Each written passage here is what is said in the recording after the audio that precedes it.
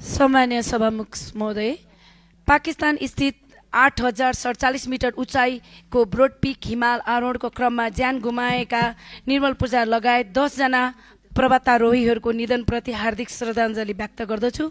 ज्यान गुमाएका मध्ये पूर्वबहादुर गुरुङ युक्ताको शव बिहिबार ल्याई शवयात्रा सहित काठमाडौँको स्वयम्भूमा धार्मिक परम्परा अनुसार आज अन्त्येष्टि गरिएको छ।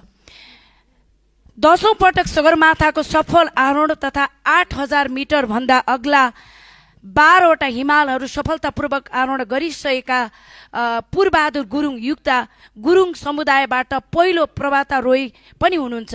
निर्मल पूजाको शव बेलायतमा लगेर अन्त्येष्टि गरिने कुरा आएको छ भने 2 जनाको अझै पनि शव पत्ता लागेको छैन र 2 जनाको अन द वे आइरहेको छ।